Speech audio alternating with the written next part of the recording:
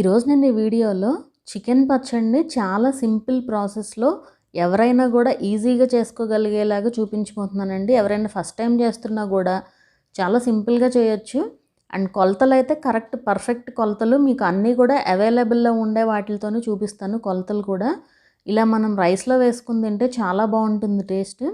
So late చేయకుండా ఈ ప్రాసెస్లోకి అయితే వెళ్ళిపోదాము. ఎలా తయారు చేసుకోవాలో చికెన్ పచ్చడిని చిన్న చిన్న టిప్స్ ఫాలో అయితే పర్ఫెక్ట్గా వస్తుందండి. సో ముందుగా కావాల్సిన ఇంగ్రీడియంట్స్ అయితే తీసుకుందాము. సో నేను దీనికోసం బోన్లెస్ చికెన్ అయితే తీసుకున్నానండి. సో ఇట్లా ఈ సైజులో ముక్కలు ఉండేలాగా చూసుకోండి. అండ్ మెజర్మెంట్స్ అన్నీ కూడా నేను మీకు ఈ కప్స్తో అయితే చూపిస్తాను, ఈ గ్లాసెస్తో. ఇవి ఎవరికైనా కూడా అవైలబుల్లోనే ఉంటాయి. ఇది వచ్చి పావు గ్లాస్ అండి, అంటే 250 ml పట్టే గ్లాస్ అనమాట. ఇదేమో అందులో సగం గ్లాసు. అండ్ అట్లాగే టేబుల్ స్పూన్, ఈ స్పూన్తో అయితే చూపిస్తాను మెజర్మెంట్స్ అన్నీ కూడా. ఇవైతే అందరికీ కూడా అవైలబుల్లో ఉంటాయి కదా, సో దట్ ఈజీగా చేసుకోవచ్చు. సో ఇప్పుడు ముందుగా చికెన్ వచ్చి కేజీ చికెన్ అయితే తీసుకున్నానండి. KG boneless chicken. ఇది బోన్లెస్ చికెన్ తీసుకుని ఒకసారి నీట్గా కడిగి పెట్టుకోవాలి దీన్ని ఇలాగా. ఇప్పుడు ఇందులోకి కావాల్సిన ఇంగ్రీడియంట్స్ వచ్చేసి ముందుగా పసుపు, అండ్ అట్లాగే ఇది వచ్చి జీలకర్ర అండి. జీలకర్ర వచ్చి ఇవన్నీ కూడా మసాలా ఐటమ్స్ అనమాట. సో మసాలా కోసం ఒక టేబుల్ స్పూన్ జీలకర్ర, ఒక 3 ఇలాచి, ధనియాలు ఒక 2 టేబుల్ స్పూన్లు, అలాగే లవంగాలు ఒక 7 నుంచి 8, అలాగే దాల్చిన చెక్క. అండ్ అట్లాగే ఉప్పు వచ్చేసి ఈ చిన్న గ్లాస్ ఉంది కదా, నవటాక్ అంటారు దీన్ని. సో ఈ గ్లాస్తో హాఫ్ కంటే కొద్దిగా తక్కువ తీసుకున్నాను. అండ్ అట్లాగే ఇదే గ్లాస్తో ఒక గ్లాస్ అయితే తీసుకున్నానండి. ఈ గ్లాస్ అందరికీ కూడా అవైలబుల్లో ఉంటుంది కాబట్టి దాంతో చూపిస్తున్నాను. అండ్ అలాగే అల్లం వెల్లుల్లి పేస్ట్ వచ్చి ఈ స్పూన్తో 3 స్పూన్లు అయితే తీసుకున్నాను. ఇది నిల్వ ఉన్నదానికంటే మనం అప్పటికప్పుడు చేసుకుని వేసుకున్నది అయితే టేస్ట్ బాగుంటుంది. సో ఇది కూడా పక్కన పెట్టుకోండి. అండ్ అట్లాగే ఇది వచ్చేసి జీడిపప్పుని మనం లైట్గా వేయించి పొడి చేసుకోవాలి. కొంచెం గ్రేవీ కూడా వస్తుంది అండ్ టేస్ట్ కూడా బాగుంటుంది. వీటి ప్లేస్లో మీరు గసగసాలు కూడా వాడుకోవచ్చు, ఏదైనా సరే బాగానే ఉంటుంది. నేనైతే జీడిపప్పు యూస్ చేస్తున్నాను. అండ్ అట్లాగే ఆయిల్ వచ్చేసి పప్పు నూనె తీసుకోవాలండి. ఈ కప్పుతో 1 కప్పు పైన కొంచెం తీసుకున్నాను. మీకు కావాల్సిన క్వాంటిటీని బట్టి ఇంకా ఎక్స్ట్రా కావాలన్నా యాడ్ చేసుకోవచ్చు, ఎక్కువ రోజులు నిల్వ ఉండాలి అంటే కనుక. సో ఇవన్నీ కూడా పక్కన పెట్టుకోండి.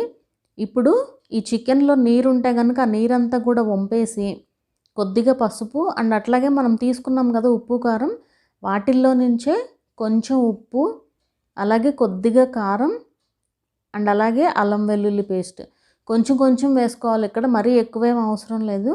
అల్లం వెల్లుల్లి పేస్ట్ కూడా వేసి ఒకసారి మొత్తం పూర్తిగా కూడా మిక్స్ చేసుకోవాలి. ఇలా మొత్తం మిక్స్ చేసుకుని దీన్ని ఒక పావు గంట సేపు పక్కన పెట్టేసేయండి.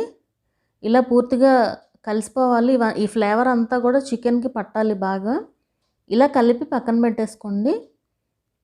ఇప్పుడు ఒక ప్యాన్లో జీడిపప్పులు తీసుకుని, ఇవి మరీ కలర్ చేంజ్ అవ్వాల్సిన అవసరం లేదు, జస్ట్ కొంచెం క్రిస్ప్గా అయ్యే వరకు ఫ్రై చేసుకోవాలి. అంటే మనకి పౌడర్ కూడా మంచి పొడి పొడిగా రావాలన్నమాట. సో ఇట్లా కొంచెం క్రిస్ప్గా అయ్యే వరకు ఫ్రై చేసుకుంటే సరిపోతుంది.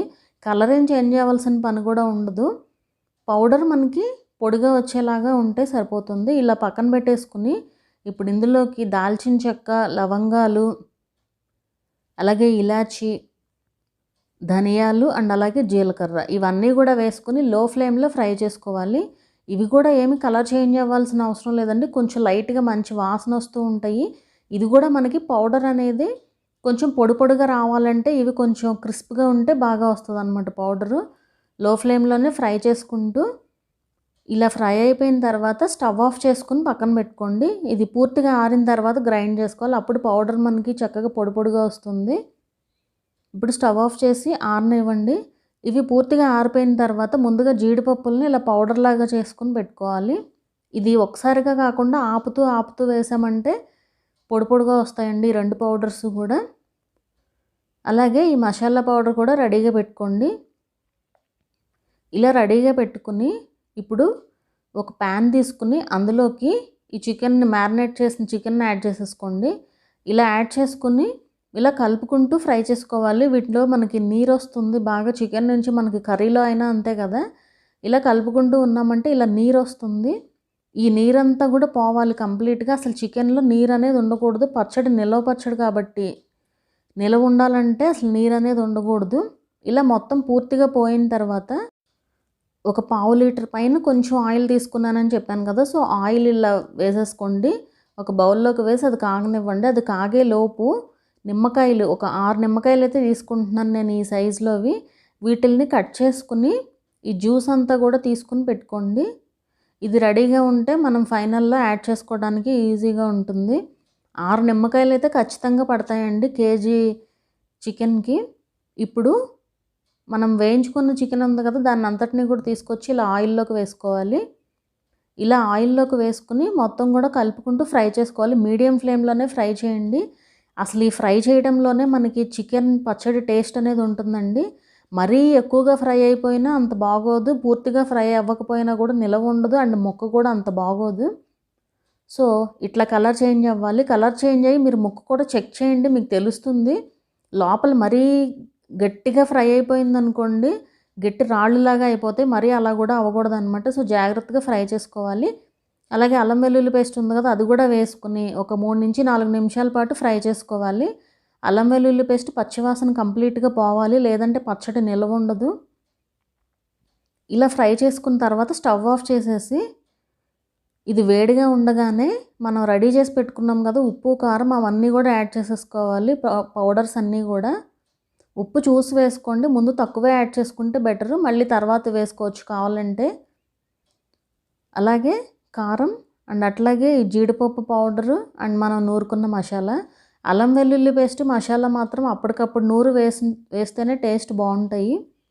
సో ఇలా అన్నీ వేసుకుని మిక్స్ చేసుకుని కొంచెంసేపు ఆరనివ్వండి. ఇది పూర్తిగా ఆరిపోవాలి. ఆరిపోయిన తర్వాత అప్పుడు మనం నిమ్మకాయ వేసుకోవాలి ఇందులోకి. ఇలా మొత్తం కూడా మిక్స్ చేసేసుకోండి. ఇలా పూర్తిగా ఆరిపోయిన తర్వాత ఇప్పుడు ఇందులోకి నిమ్మకాయ జ్యూస్ ఆల్రెడీ మనం తీసి పెట్టుకున్నాం కదా, దాన్ని యాడ్ చేసేసుకోవాలి. ఒకవేళ మీకు ఇంకా పులుపు కావాలన్నా కూడా యాడ్ చేసుకోవచ్చు. సో మొత్తం కూడా ఒకసారి ఇలా కలిపేసుకోండి. ఇలా మిక్స్ చేసుకున్నామంటే మన చికెన్ పచ్చడి రెడీ అయిపోయినట్టేనండి. మన నార్మల్ పచ్చళ్ళలాగా ఇదేమీ ఊరాల్సిన పని కూడా ఉండదు. మనం సేమ్ డేనే స్టార్ట్ చేసేయచ్చు తినడం. కావాలంటే మీరు ఊరబెట్టుకోవచ్చు కూడా. సో ఇట్లా అన్నంలోకి అయితే టేస్ట్ చాలా బాగుంటుంది. సో ఒకసారి ట్రై చేయండి వీడియో చూసిన తర్వాత. వీడియో నచ్చితే కనుక లైక్ చేయండి. అట్లాగే ఛానల్ని కూడా సబ్స్క్రైబ్ చేసుకోండి. మరొక మంచి వీడియోతో మళ్ళీ కలుద్దాము.